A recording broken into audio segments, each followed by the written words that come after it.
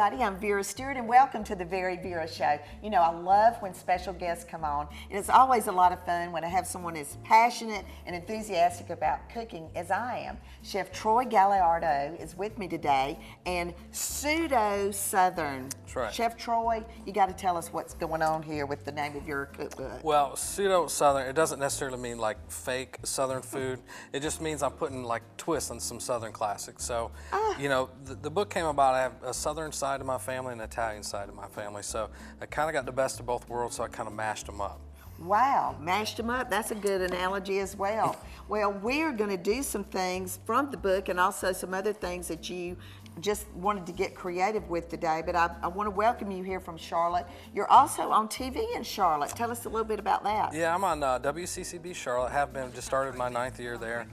Troy's Everyday Eats, so we do a live setting, and we do, you know, cooks, recipes for the home cook, you know, nothing fancy, but stuff that you would kind of get in a restaurant, but you can make at home. Oh, wow. Well, we're going to actually do a little bit of that today because we've got 3 different recipes. What are we doing today?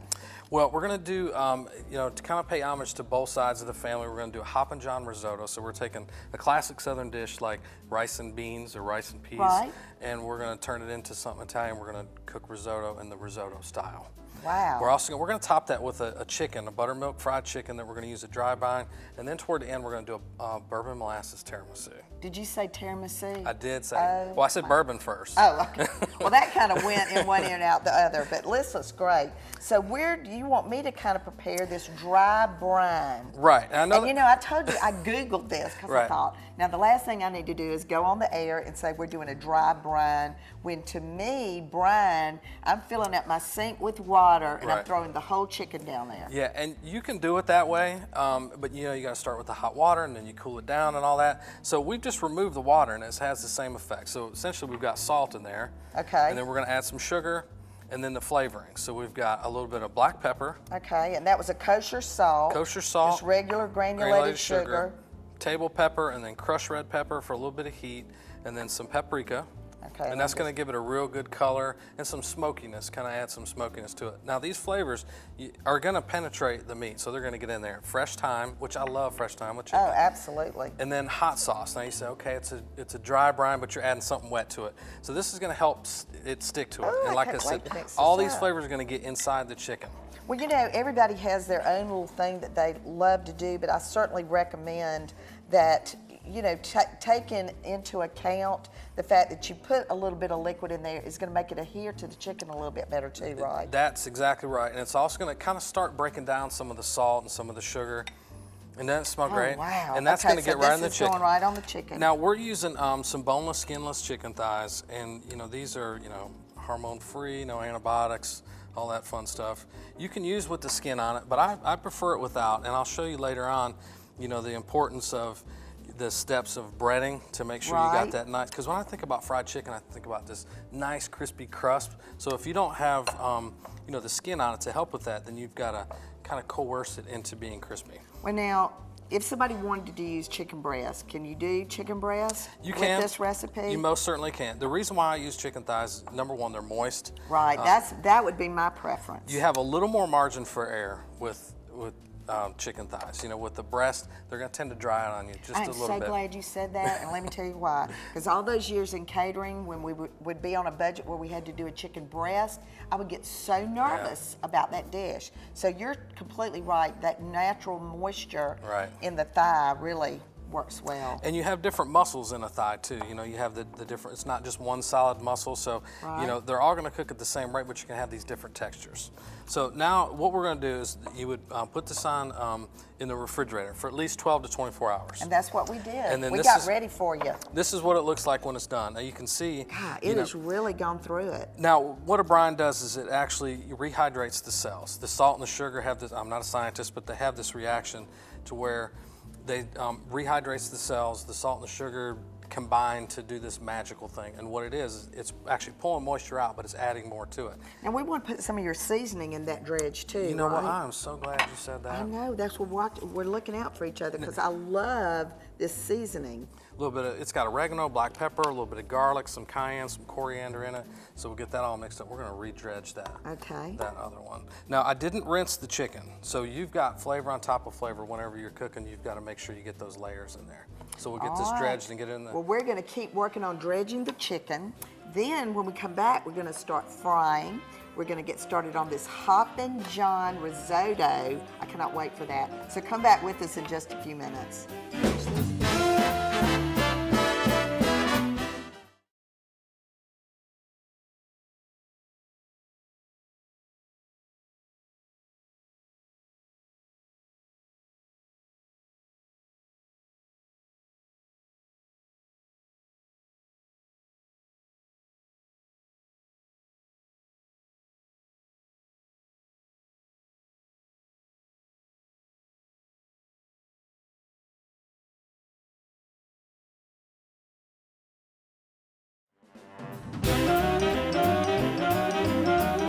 Welcome back, everybody, and wow, I mean, this is some fried chicken right here, Chef.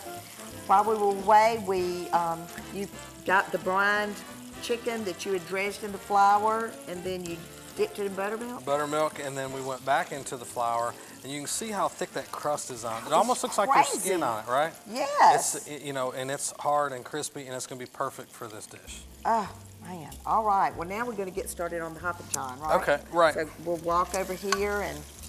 Now we've got some bacon going already. So Hoppin John traditionally is it's just a rice and peas dish or a rice and beans dish. Every culture has their own, right? Right. So what I decided to do was kind of take it and make it Southern and Italian. You know, so we're going to use risotto with this instead of just like regular long grain rice. So for the Hoppin John, to get the base going, we've got some bacon starting to get nice and crispy. Ooh. We're going to add some onions, just some white onions, whatever you're feeling. And then I've got some poblanos. You know, you could use green bell pepper. You could eliminate them if you want to, but I like the heat that this brings. So I've already kind of de-seeded them. And you want to, whenever you're cutting stuff like this, you want to just make sure that you're cutting it in a size that's going to be manageable when it gets to the plate. You know, so like the bacon, the onions, they're all kind of similar sizes. So that way they're all going to kind of cook even. They're going to taste it. Green is such a great color too. And a poblano, it's I think some people get freaked out by them. I use jalapenos in this dish as well. Really? But the poblano is just a little softer to me. It's like it's one step up from a green bell pepper. Okay, y'all notice how he's talking me and using this knife at the same time? And I've still got all my fingers. And you still have all your fingers, absolutely. So we're going to add some of these in here. Coming in sharp. Be careful. All right, so we'll get all these in here. I love this. Now, do you smell that already? I do. Now, the thing is, black-eyed peas, they have their own taste, they have their own texture, and if you don't like them, you just don't like them. No. But for Hoppin John, you can't use anything else. I'm sorry. You just have to use substitutions. No substitutions. You can, I little guess it's garlic. your dish, but a little garlic. And then once all that kind of gets perfumed and kind of infused, then we'll add some of the black-eyed peas. Now, these just frozen that we just kind of let thaw. Okay. That's about a pound. And do you recommend that instead of canned? You can use canned. I recommend frozen. I like frozen a little better. I think the texture's a little better. You can control what the texture is. If you like them softer, you can cook them a little bit longer. Canned, once you do the canned, once you put them in there, they're the texture that they are, and if you overdo them, you're going to overdo them. Now, the thing with these is, we're going to cover this with a few things, but we definitely got to season it. We're going to put some salt in there, just some regular kosher salt. Nice big old pinch. Wow. Let's do another one. And then definitely some pepper.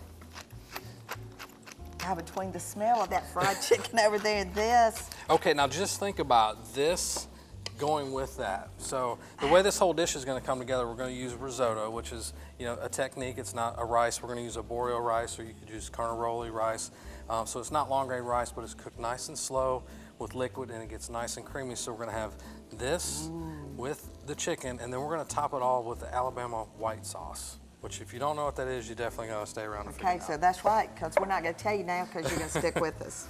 All right, and then these are fire roasted tomatoes. If you've never used those, give those a try. Oh, man. Because, sometimes, when you want that extra little smokiness or whatever, you might roll it around the grill and, get some of that smokiness on there. Well, this is already done for you. So Okay. we've strained some of that out. We strained some of the liquid out, and I'll show you what that's going to be for. So to get this going, we're going to crank the heat up a let's little crank bit. that up. And then we're going to add our chicken stock. You could use pork stock, you could use vegetable stock. Okay. You could use just plain water if you really want to. So we're going to go in with about 5 or 6 cups now. Okay. And we're going to get that brought up to a boil, and then that's going to simmer for about 30 minutes. Alrighty. All right, so we've already seasoned the vegetables, but we haven't seasoned anything else. So we can add just a little bit more salt. See if you He just wants y'all to know that we're not going crazy with sodium up here. No, but the thing is that, you know, if you got, you know, stock that's low in sodium, you definitely got to season as you go. Right, because that was quite a bit of liquid. Exactly, and it's going to cook down, and a lot of times, you know, if you wait until the very end, it's going to be salty. Sometimes it can be salty either way. If you put it in and you let it boil and reduce, Right. which we're not going to do, it'll get too salty for you. Well, and back to the name of your cookbook, the Pseudo Southern and the Southern and Italian Right. mix in your family. This just with the tomatoes, you've got the whole Italian theme, and then the black-eyed peas, there's nothing more Southern. Right. We fried this chicken over here, so we're getting really close. So when we come back from the break, we're gonna finish with the risotto. We're gonna start on that bourbon molasses tiramisu. Oh my gosh.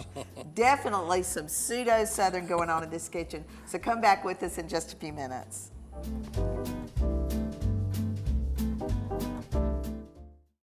Ask Vera is brought to you by Georgia Bank and Trust and Southern Bank and Trust. Sharon McBride in North Augusta writes, how do you create a lattice crust for a pie? Well, Sharon, I've got a demonstration for you.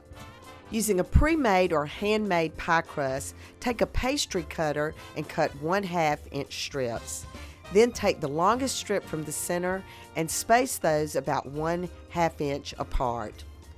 Then cut the rest of the strips from the other half of the dough and alternate your pre-laid strips every other one and start weaving the new strips to go across.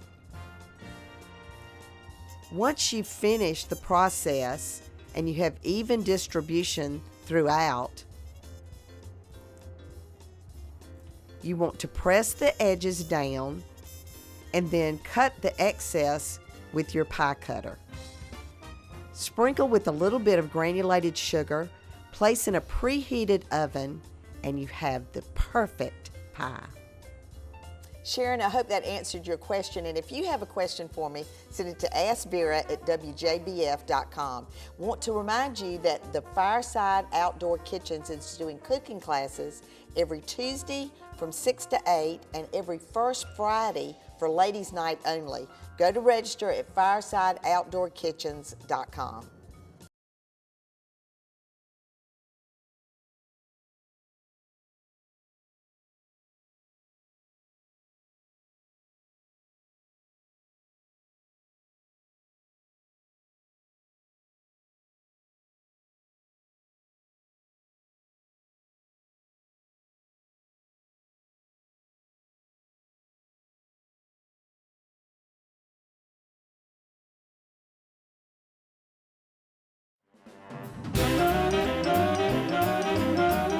Welcome back, everybody, and I'm with Chef Troy, and we have been busy. Real busy. While you guys were on break watching commercials. We were doing our thing in the kitchen. So what were you up to? All right, so this whole process with the black-eyed peas, we're doing a Hoppin John risotto. So the Hoppin John essentially is the black-eyed peas, and you know it's always served with rice. So I said, why don't we combine the two? So basically, what we did, we started with some bacon, some poblano pepper, some onions, some garlic, got all that mixed in with some fire-roasted tomatoes that we drained.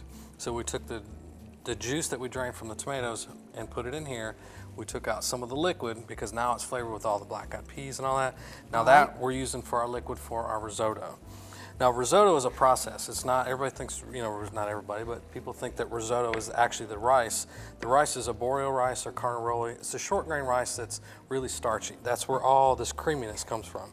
So what we've been doing is we've been taking a ladle or two at a time and dumping it right in here. A little bit. Yeah, we're gonna put most of the rest of that in here. And just from start to finish with the risotto, it's gonna take about 21 minutes at about a medium-high heat. You want it kind of burbling. We've turned it down just a little bit here, just so we wouldn't overcook it while we work on our other stuff.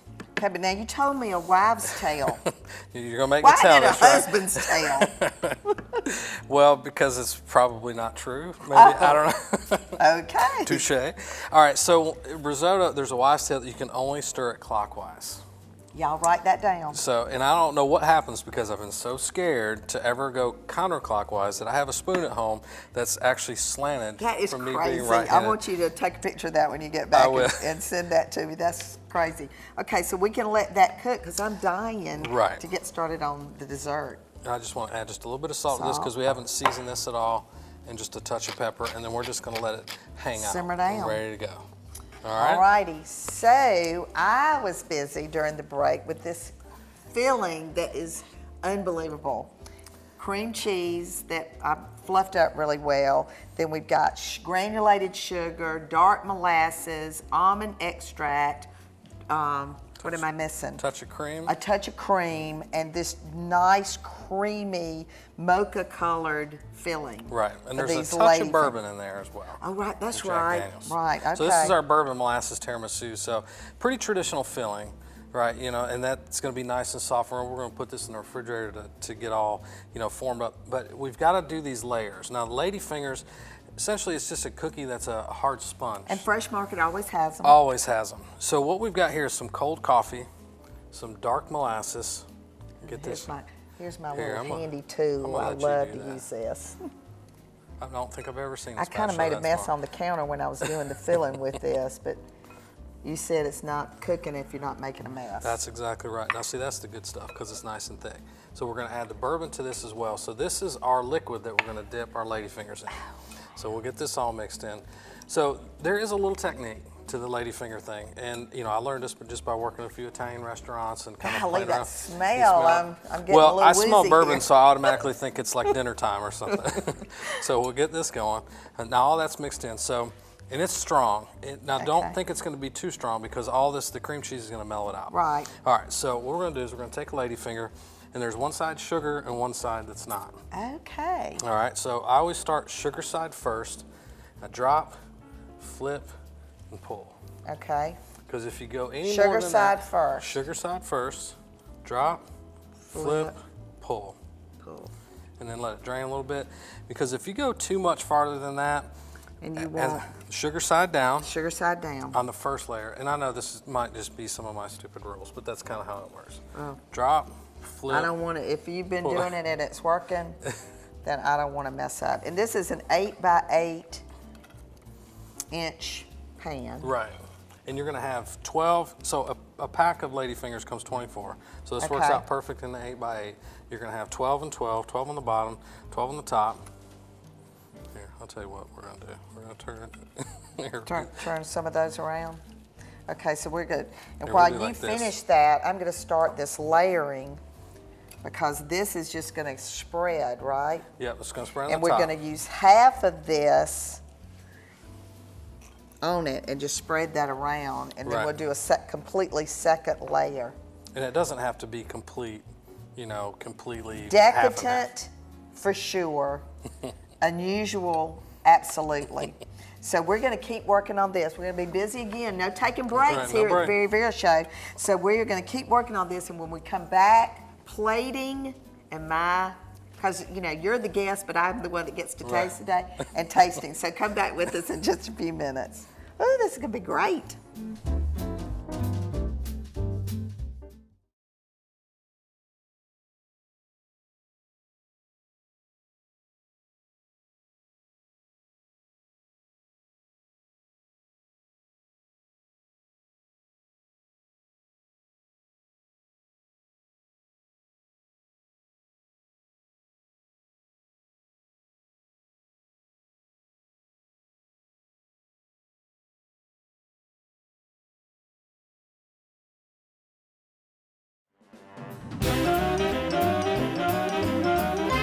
Welcome back, everybody. And Chef, I've had the best time today. This has been a lot of fun. It's a lot of fun, and while we were away, we got through with that tiramisu. It just layered up so beautifully.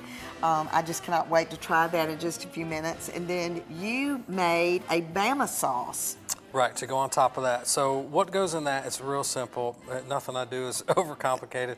Mayonnaise, honey, some apple cider vinegar, a little bit of cayenne, salt and pepper, and that's it. And it's, you know, it's not thick, it's not thin, it's right in between. It just looks great. So that's what's gonna go over the top of the fried chicken. Well, let's get busy plating Okay. this. All right, so what we've got here, this is our Hoppin John, essentially. This is the black-eyed peas that we've cooked down with the bacon, the tomatoes, the poblano peppers, some onions. So we're gonna spread this out on one side of the plate. Oh, wow. So essentially, we turned the liquid that we cooked the black-eyed peas in, we turned that into a risotto. So And let's use that same way. method that you would normally do risotto, but normally use like, you know, chicken stock or whatever, but we've used this. Oh, and it just really thickened up nicely. It did, you know, and that's the thing about doing it nice and slow and you having your liquid warm when you're putting it in there, stirring it clockwise so everything's okay.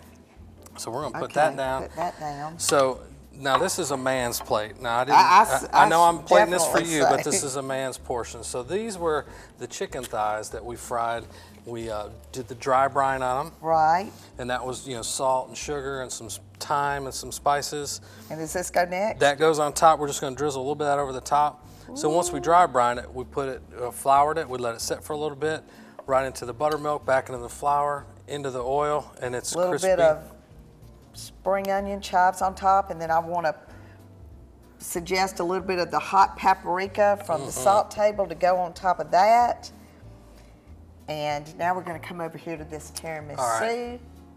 So, you know, fat guy likes desserts, and I had to find a way to kind of mix up the Italian dessert into, you know, when I think of the South, I think bourbon and molasses. So why not incorporate that into tiramisu filling, which was just cream cheese and just a little bit of cream and some sugar. Super simple to put together. All these dishes are so easy to put together. You just got to give them a little love. Yeah, well, and I'm just loving this. Of course, I like a little bit of messy on the plate. So we've garnished this with the cocoa and the shaved chocolate.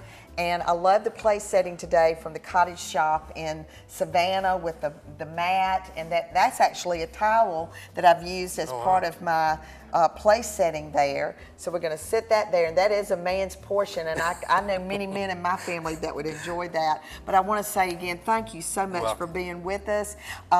His recipes are on your website. Yeah, which is cheftroy.net, and you can always follow me on Twitter and Facebook. And on ours at VeryVera.com. And I want to remind you that no matter what you do, do it in good taste. And I'm going to start with the taste of this. I want you to come back and join me again. And I want all of you to come back and join us next weekend for another episode of the Very Vera Show.